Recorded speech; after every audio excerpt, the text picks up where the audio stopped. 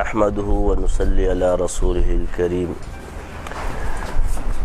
أما بعد فأعوذ بالله من الشيطان الرجيم بسم الله الرحمن الرحيم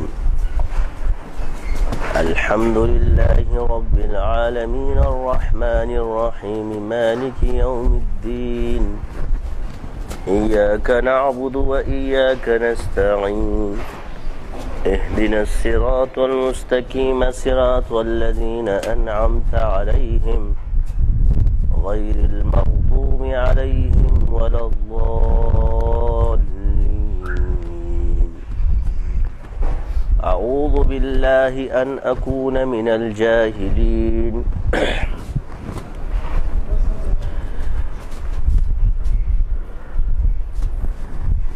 فسجدوا إلا إبليس أبى واستكبر وكان من الكافرين۔ میرے واجب الاحترام عزیز ساتھیوں،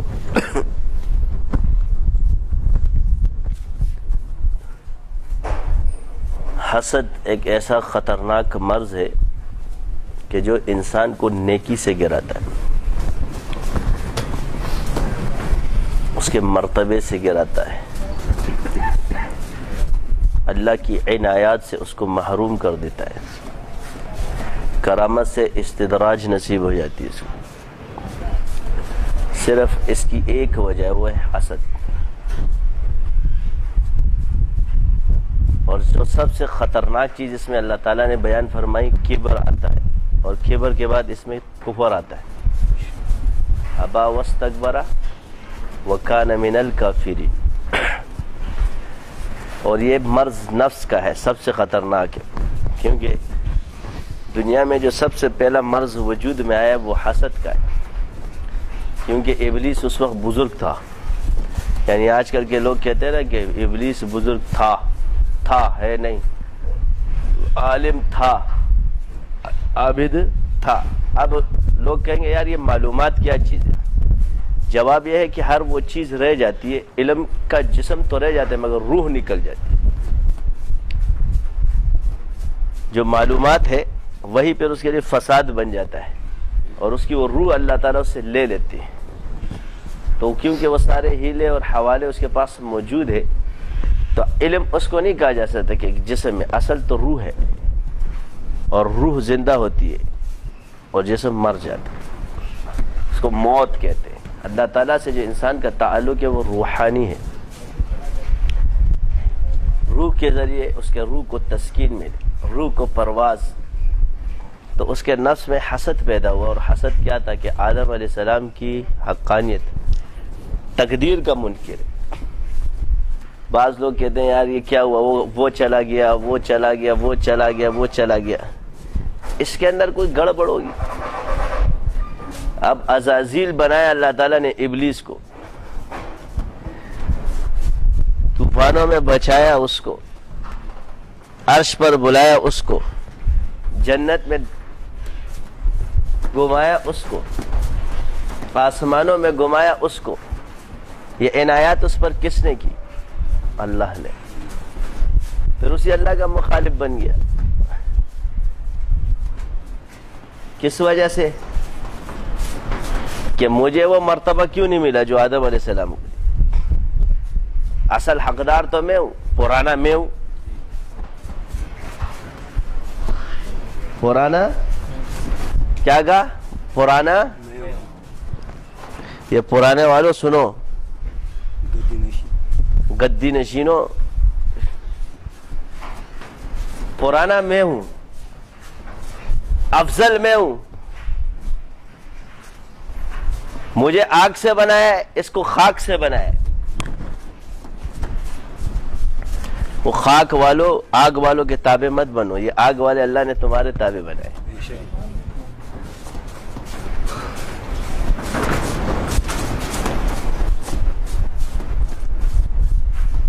اس میں ایک لطیف راز ہے کہ اللہ تعالیٰ نے تخلیق انسانیت کے لیے مٹی کو کیوں منتخب کیا۔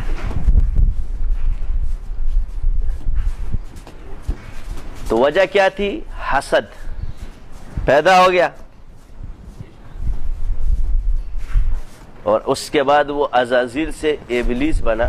تو کیا اس ابلیس کے چیلے ہوتے ہیں کہ نہیں ہوتے؟ ہوتا ہے آج کل زیادہ ہے. پھر کوا کاں کاں کرتا رہتا ہے. ہدہد جب سلیمان علیہ السلام کے دربار میں آیا تو سلیمان علیہ السلام نے اس سے پوچھا تمہارے اندر کیا خوبی ہے؟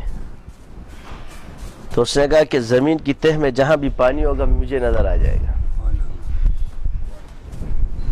تو آپ نے اس کو اپنا وزیر بنایا تو ایک کوا وہاں بیٹا دربار میں حاسد ہے نا, تو اس نے کہا ہاں اس کو زمین کی تہ میں پانی نظر آتا ہے اور زمین کے اوپر جال نظر نہیں آتا ہے. یہ منطقیوں یہ سوچ لو جو عقل سے سوچتے ہو.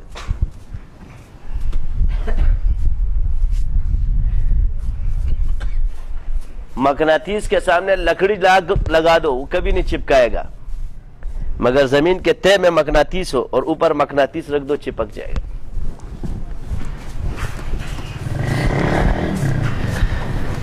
تو وہ علم ہے, یہ تقدیر ہے. وہ اپنے علم کی تعریف کر رہا تھا کہ اللہ نے مجھے عنایت کیا کہ میں زمین کی تہ کے اندر دیکھ لوں گا پانی نظر آ جائے گا. تو کوے نے کیا بولا؟ جال نظر نہیں آتا ہے. تو وہ رونے لگا, روتے ہوئے کہا کہ تم کیوں روئے؟ سلیمان علیہ السلام نے پوچھا. کہ اللہ کے نبی اللہ کے تقدیر کا منکر ہے, وہ جال مجھے نظر آتا ہے لیکن میں اندھا ہو جاتا ہوں کیونکہ میرے مقدر میں اس کو پسنا لکھا ہوتا ہے. سلیمان علیہ السلام اس غضب میں اس کوے کو دربار سے باہر نکال دیتے. یہ درباری تھا, اب خرکاری ہو گیا.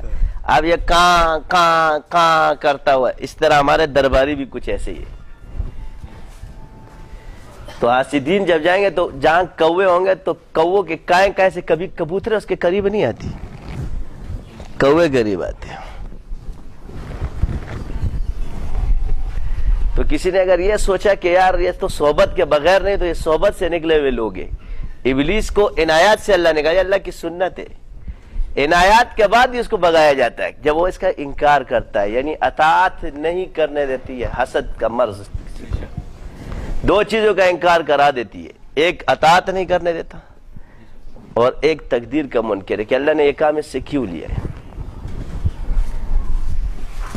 یہ کفر ہے اس لیے کہ اس کے اندر ایک خطرناک مرض موجود ہے کہ اللہ کی سنت ہے اللہ جس سے چاہے کام لے لے, یعنی اللہ اس کا پابند نہیں ہے.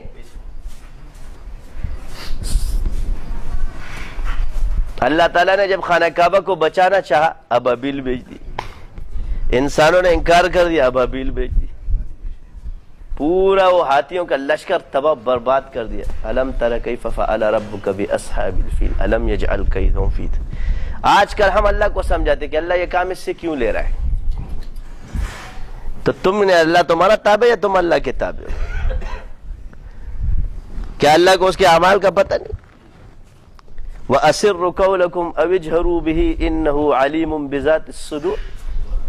جزا اور سزا کا مالک تو وہ ہے.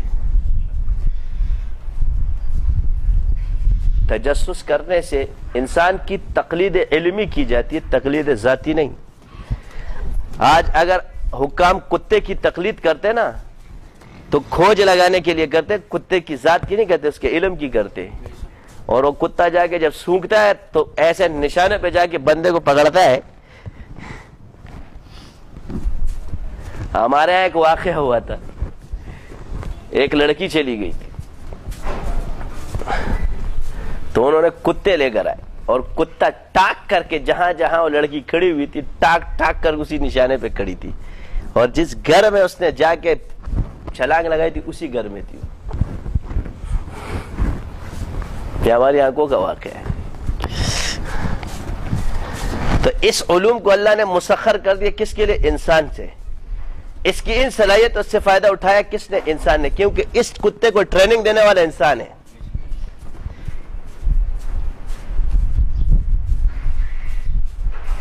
تربیت کس نے کی اس کی؟ انسان نے کی, ایک ماہر نے کی ہے. اس نے خود اپنی صلاحیتوں سے فائدہ نہیں اٹھایا. اس لیے سلیمان علیہ السلام کو اللہ نے یہ علوم عطا فرمایا کہ آپ ہر جانور سے استفادہ اس کے علم سے. تو کام لینا تو ثابت ہے انبیاء سے. اسی طرح جنات سے سارا یہ انہوں نے کام لیا. گدھے کو سدھاتا کون ہے؟ انسان. گھوڑے کو سدھاتا کون ہے؟ انسان. تو وسخر یہ جو تسخیر اللہ تعالیٰ نے رکھی ہے کہ یہ تمہارے لیے مسخر، کہ اللہ نے انسان کو وہ علوم دیے کہ ان کو اپنے تابع کر کے اور اس سے فائدے کے کام لیں. بے جان چیزوں کو انسان نے بنا کر کے کہاں سے کہاں پہنچا دیا. آج اتنا سا کیمرہ ہے، پوری دنیا دیکھتی ہے اس کو. یہ تخلیق کس کی ہے؟ اللہ کی. اس سے فائدہ، اس کا علم اللہ نے انسان کو عطا کی. پھر مہارت کی تقلید کی جاتی ہے، یعنی تقلید علم کی جاتی ہے، کسی کے ذات کی نہیں کی جاتی. اب یہ گدھا اس کا پیر تو نہیں بن جائے گا،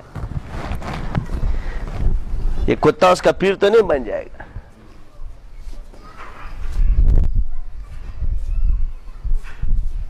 تو انبیاء کی سنت یہ تھی، ایک سنت انبیاء ہے اور ایک سنت اولیاء ہے. نام نہاد اولیاء صحیح والے تو ہوتے ہیں. ایک سنت صحابہ ہے.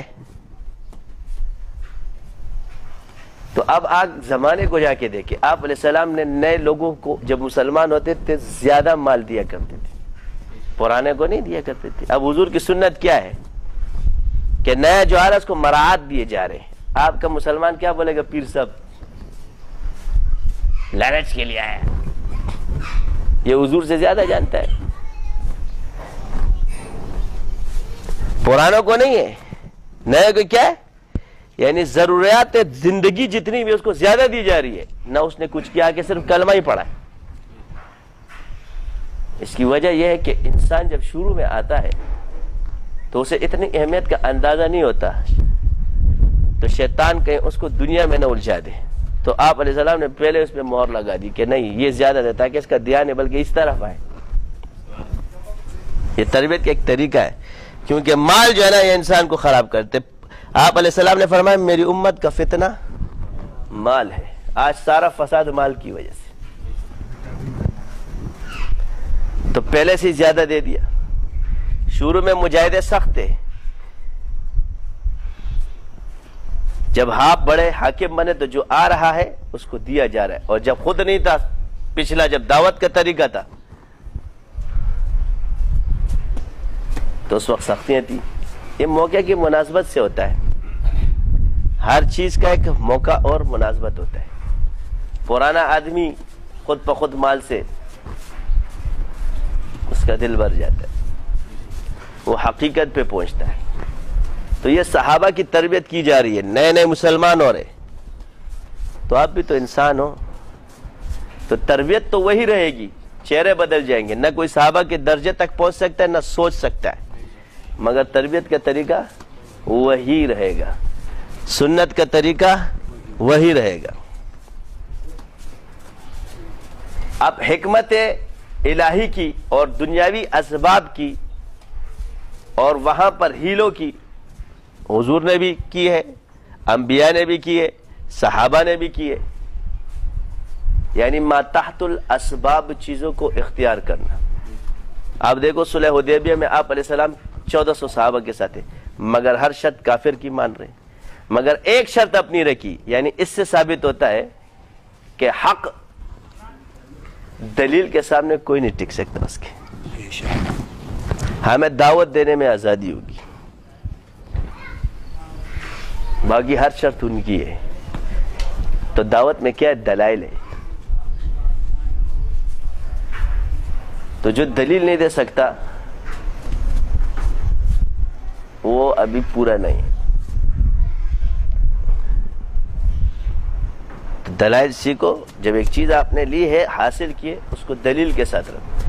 اب بعض لوگ ہمارے شاگردوں کو یہ کہیں گے یار یہ آپ کو اتنا ذکر کراتا ہے، میں تو 2 مہینے میں پودا اگاتا ہوں، 4 مہینے میں پودا اگاتا ہے. بابا فارمی مرغی جو ہے نا وہ 4 دنوں میں بنتی ہے، اور دیسی مرغی جو ہے نا سال میں بنتی ہے.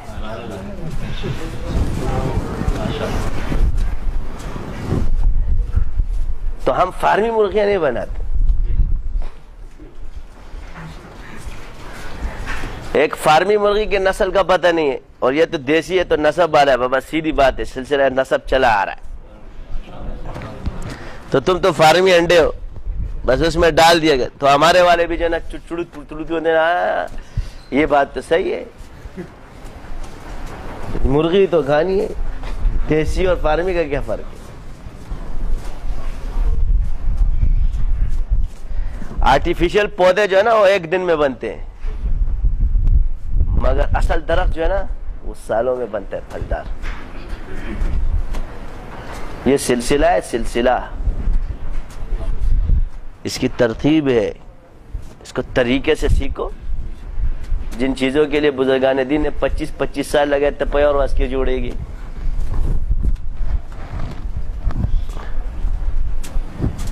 انبیاء نے ایک چلہ کاٹا ہے، اولیاء نے 25 سال چلہ کاٹا ہے.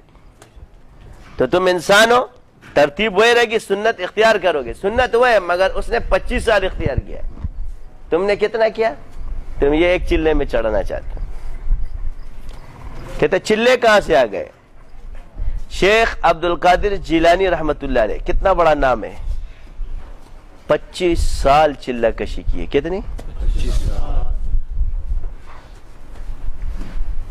یہ کرامات ایسے ان کے مشہور نہیں ہیں کہ جنات ان کی محفل میں، موکلات فرشتے ان کی محفل میں. یہ اس چلہ کشی کی برکت سے تھی. تم لوگوں کو یہ زیادہ اڑانا آتا ہے، طریقے مجھے آتے ہیں، مگر تم لوگوں کو جنگلوں میں جانا پڑے گا. گھر میں بیٹھے نہیں آئے گا یہ. جاؤ 25 سال چلہ کشی کرو، تم ٹرین بھی اٹھا دو گے. یہ کیا چیز ہے؟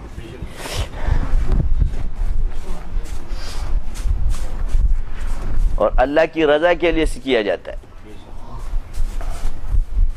تو ان بزرگانوں دین نے جو نیت ہمیں سکھائی ہے دونوں جہانوں کی کامیابی وہ کرو. اصل وجہ کیا ہے کہ آج جتنے بھی بھگوڑے ہیں لوگ سمجھتے ہیں کہ یہ تو 5 بھگوڑے ہیں اور 41 جو ہے نا موجود ہے وہ گھوڑے ہیں. 41,000 سے زیادہ ہوں گے وہ تو سچی کتابوں میں. یہ تو چھوڑو جو اتنا چل رہا ہے. یہ جو چاہنے والوں کو زیادہ دیکھا جاتا ہے، مقصد اکثریت پر ہوتا ہے. لیکن میں آج بتا دوں کہ شیطان تمہیں یہ وسوسے ڈالتا ہے کہ یار یہ کیوں گیا، تو اس لیے شیطان سے بول تو کیوں گیا.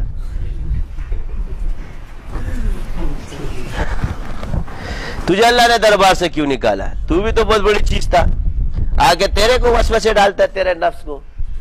تو پہلے اگر وہ تمہیں بولے یہ کیوں گیا، تو اسے بول تو کیوں گیا تھا.